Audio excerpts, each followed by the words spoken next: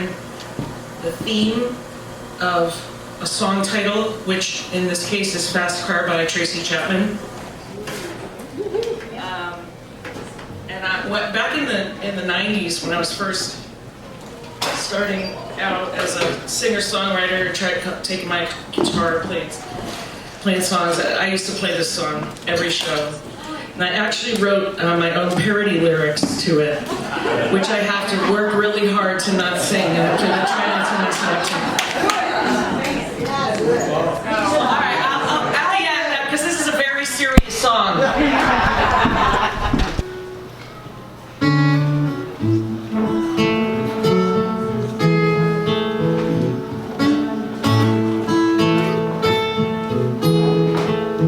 You got a fast car, I want a ticket to anywhere. Maybe we can make a deal.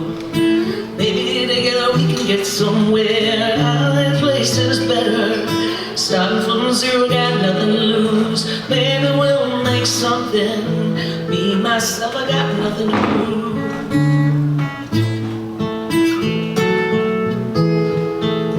You got a fast car, I got a plan to get us out of here. Been working at the convenience store. Managed to save just a little bit of money. Won't have to drive too far. Cross the border and into the city. You and I can both get jobs, find to see what it means to be living.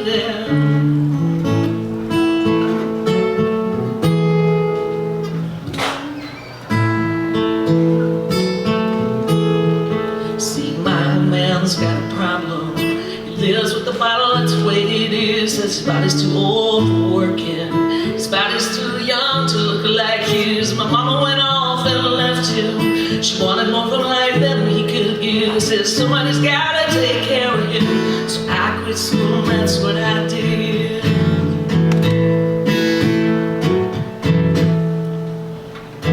Oh no. You got a fast car. Is it fast enough so we can fly away? We gotta make a decision. Leave tonight or live and die this way.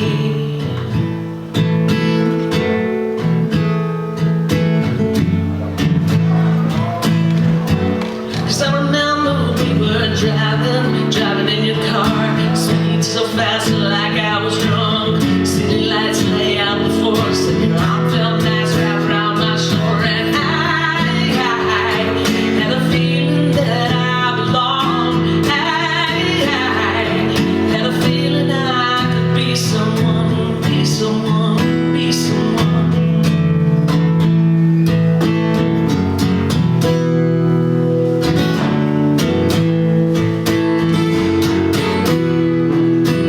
You got a fast car.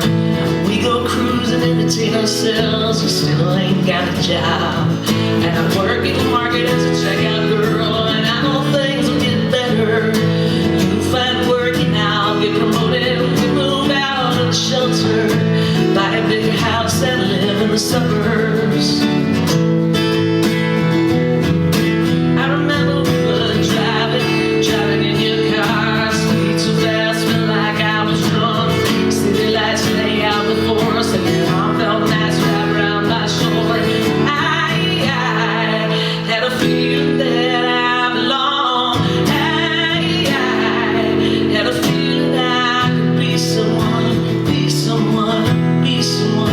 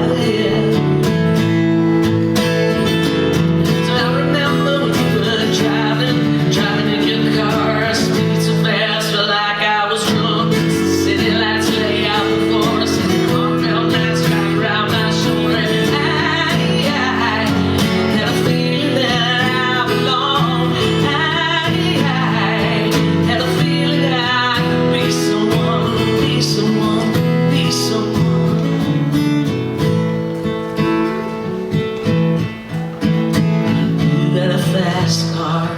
Is it fast enough so we can fly away? You gotta make a decision. Live tonight or live and die this way.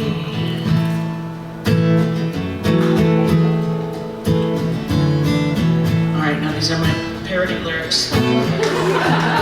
You got a smash car. Is it smashed enough so we can drive away? Please won't you make a decision? Either scrap the heat or we could die today.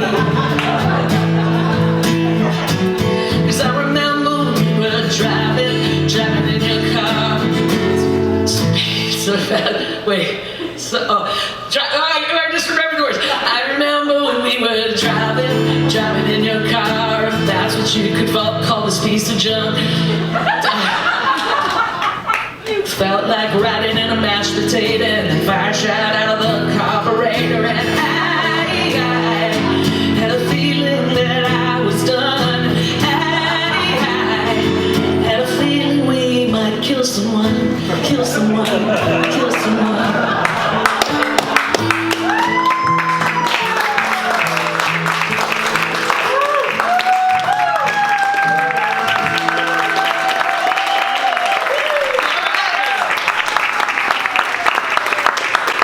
Welcome to the stage, the creatrix of Voice Box, the one and only Maureen Muldoon. Hey, how about that song? How about Cathy Richardson?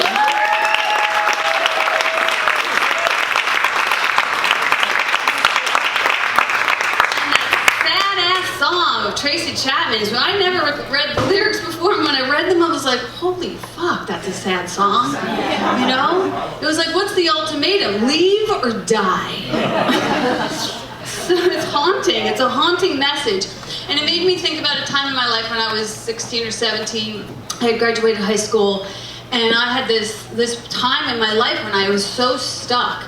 I was just circling the drain. And I didn't have a license to drive.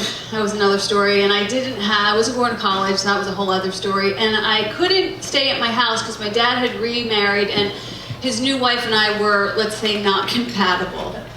So I moved in with the neighbors up the block for a temporary solution. And the funny thing about the neighbors up the block is that when my mom was alive, she told me that I wasn't allowed to go over to their house because, yeah, get this, hold on to your hats, the mom was a divorcee. Yeah, she was a divorcee. So I did not know necessarily what that meant, but as soon as my mom died, I moved in with them. Yeah, and you know, it turned out the divorcee was a really nice woman. She knew what it felt like to be cut loose and tossed back, and so she really helped me, actually. She was the first woman who took me to a 12-step meeting. And so that's where my journey began, and I was living this life that was really in a bubble. You ever been in a bubble of depression and you don't know it? So yeah, right? It's dismal. So my life took on this very dismal pattern where I would wake up late in the morning, I'd smoke cigarettes for breakfast, and then I'd watch the soaps with Lee Artemis Rex, who was the older and very extravagant gay son of the family, and I just fell in love with him. We would watch soaps together, and then I would take a shower, and then I would go to work at the pizzeria, and then I would repeat the whole thing over and over and over again.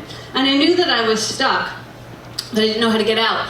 And Artemis Rex, it wasn't his real name was Donnie. His dad was Donald, and he was Donnie. He was a junior. And the senior obviously wasn't living in the house anymore, and all of the kids in the family were very grateful because it turns out the guy was a total asshole. But I only heard stories about him. And Lee Artemis told me that he didn't want to be named after his dad anymore because his dad would set up these boxing matches on the side porch for his older brother Eddie to try and fight Lee Artemis and beat the gay out of him.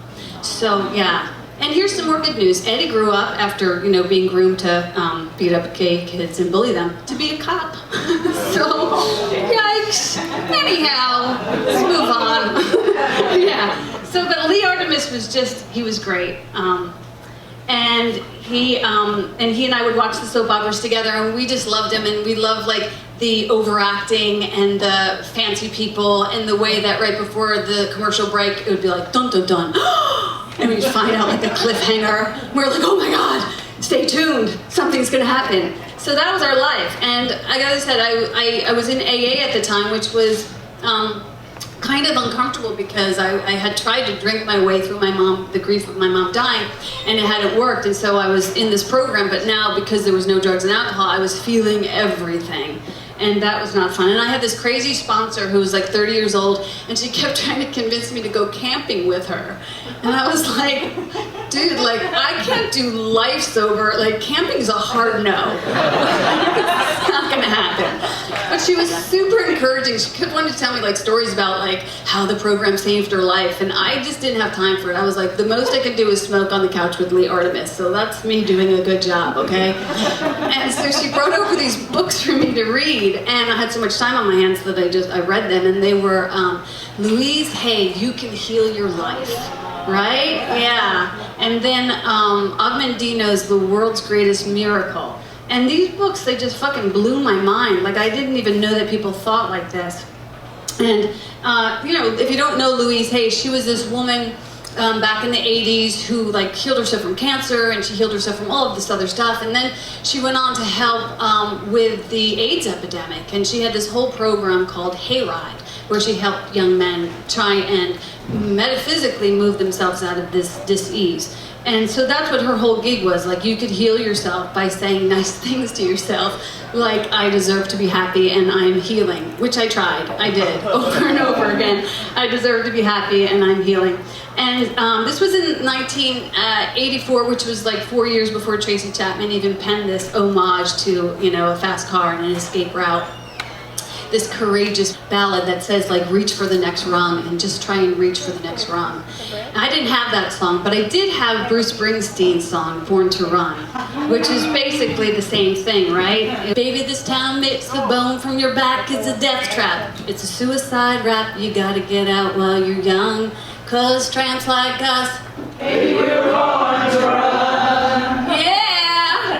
I'm a Jersey girl at heart. I'm from New Jersey. And I was born to run, but like, this is as far as I got, was the neighbor's house. Like, that was it. So I was kind of like not really moving forward very well. I felt like a heavy boulder in the midst of my life, and life was just like passing me by. My friends were going off to college, like shit was happening, and I couldn't get unrooted. And I didn't know, because that was like the first time I ever experienced depression or like a, you know, a downswing. And I didn't know that it was going to be just a phase. I didn't know that it was going to be just like not a life sentence, more of a period or a comma, you know, just a season, a winter, a waiting period. I didn't know that. And that's really scary. And so when Lee Artemis Rex invited me to sign up for this teen magazine contest, I kind of felt like it was a little teeny baby, like life preserver tossed into the sea of sadness.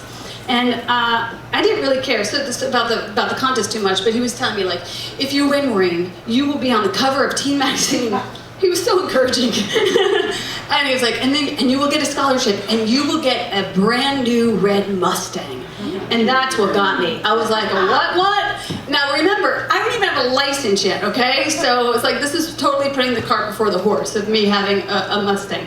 Lee Artemis took some pictures of me, and I wrote out an essay as to why I should be chosen to be Miss Teen cover girl. And within a few weeks, they got back to me. And I was invited to be one of the top 10 tri-state area contenders for the cover. And oh my God, were we fucking freaked out. We were like, what? And we like got the letter, and we like read it back and forth to each other, and then we read it back and forth to each other with British accents, you know. So it was a big deal. So the invitation was to go into New York City, and there was going to be a photo shoot, and I was supposed to gather up my wardrobe changes, and I was like, what does that mean? I was all about like cut off sweatshirts and fishnets. It was like, you know, Cyndi Lauper and Flashdance. I mean, it was cringeworthy. And so, but I filled a duffel bag, and I went off to New York, and I went on the train used to take the train to school in one direction, and I went off to New York in the other direction, and I walked through Washington Square Park. And I was like, what is this magical place? And there was like junkies, and there was lesbians and thespians and skateboarders, and oh my God, there was just so much life. The vendors were selling $2 sunglasses and $1 hot dogs, and I felt like I could live here. I could belong, you know? I had a feeling I could be someone in that space, that I kind of fit in a little bit more, which is awesome when you find a space like that. So it was a glorious hot minute of happiness, but all of that started to fade the minute I walked into the studio. I just immediately started to shrink and retract, and it wasn't the beautiful 9 other girls with their fancy shiny valise cases filled with brand new wardrobe. It was the 9 Stepford mothers standing just a few feet back from each of the girls with their coiffed hair and their shiny lips and their nurturing and nauseating faces. And my stomach just flipped as I watched their eyes search behind my shoulder for my mom, who was not going to make it. And I pulled my duffel bag up and I just walked in and I found a place for me to set my stuff down. And then I watched as each of the moms sort of fussed and, you know, flaunted over their girls and fixed their hair and pulled up their straps and whispered encouragements or secrets or who knows what, but I was not included. And I felt this red hot anger just like sear through me. I had not calculated that there would be mothers at the shoot. And seeing all this mothering, just like my heartache just grew fast and vast and all-encompassing, and I felt myself stop breathing and then shut down. You ever get that angry? That's where I was. And we contestants were then invited to jump up and down in front of the camera, and the lights were flashing and the room felt like it was shrinking, and the mothers were hovering over us like intimidating skyscrapers with these earnest smiles and unmet dreams. And we, the girls, were supposed to yell, "Yay!" and jump in the air. And the other 9 girls took off like a shot, and it was like being in the midst of a firework display. And my feet felt weighted, and my arms felt totally awkward. And I just couldn't figure out how to join this choir of jumping Jezebels. It just didn't feel like I was capable of doing that. But I tried, and as high as they flew was as hard as I crashed. And in that moment, I realized I didn't want a fucking cover, and I didn't want a scholarship, and I didn't want a car. What I wanted was I wanted to kill every mother and daughter that walked in. Yeah. And I wanted to burn that studio to the fucking ground. That's what I wanted. And then I knew that underneath that wanting, I actually really just wanted something I couldn't have, which was my mom. So in the middle of this charade, the photographer stops the shoot and he says, "Okay, great girls, great. Everybody keeps screaming yay, but you," and he points to me, "you scream help." And my face went frozen and flushed. I'd been found out, and I was like, fuck. So I did. I had tried to hide, you know, my grief. I tried to sedate it, but it was on me like a thick skin. And I realized that as I was standing there with them, that I had come to this engagement like a junkie, you know, like I didn't really fit in at all. I just needed a car, a break, a reason to live. That's what I was doing there. So help, help, help. It's weird to scream help in a room full of adults. It's really weird. And especially when no one actually responds in anything close to a helpful way. They all just stared at me with these morbid, confused looks like, why is this Jersey chick so dark and depressed? And so not long after not winning the Miss Teen contest, I know you're surprised, but I did get signed by a New York agent, and I started making the rounds and going on auditions, and I had this moment where I knew what those moms felt like. Like I had been given this moment where I was offered this opportunity to see what they felt like when they were staring at me, because there was this moment when I was walking through New York and this crowd gathered on this crosswalk, and I went to where everybody was looking in at this crowd. Sometimes you think it's a musician or a street performer, but this time it wasn't. It was a cyclist. And his bike is all twisted and it had met underneath a bus. And his face, I don't know what happened, if it hit the pavement or the bus, but it was mostly not there. It was just a flat, red, bloody, but he still had his eyes. he didn't have his nose, and he had this slit where his lips used to be, but his mouth was moving, and he was saying, "Help, help, what happened to me? What are you looking at? What do you see?" Because we were staring at him, but he didn't know what happened. And all of us just kept staring at him, and suddenly this man next to me, he moved forward, and he steps into the circle, and he says to the guy, "You got hit, but your body is healing right now. Your body is healing, and you're going to be okay." And the cyclist bent his body, and he started to shake and cry. And I remember thinking, like, who is this angel next to me? Like, he was saying the things that I had read in the Louise Hay book, but not reciting them like a dead person like me. He was like not just embodying them, he was like administering them. And I felt like he was an angel, and I cried all the way back to New Jersey. And his words followed me, and they were the words that I needed to hear. You got hit, you got taken down, but you're healing, you're gonna be okay. So I was really grateful. Not long after that, those words really lifted me, and I began to see things a little bit differently. And I moved out of that house with the eccentric theater guy, and I gave up my cigarettes for breakfast. And I began to loosen the hold that grief pattern had on me. And I got an apartment with my sister. And one day Lee Artemis called me, and he said, "I am doing a play that I am directing at the community center." And it was totally, if you ever saw Waiting for Guffman, he was like Christopher Guest, and I was like Parker Posey. Like that was exactly what was happening. And I got on stage, and in acting, I could take all of that grief and funnel it into art. And I could allow myself to laugh on stage.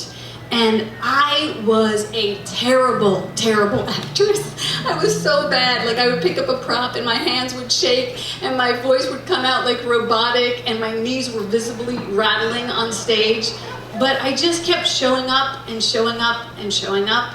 And after a while, I actually did get better. And then I actually did get better. Thank you.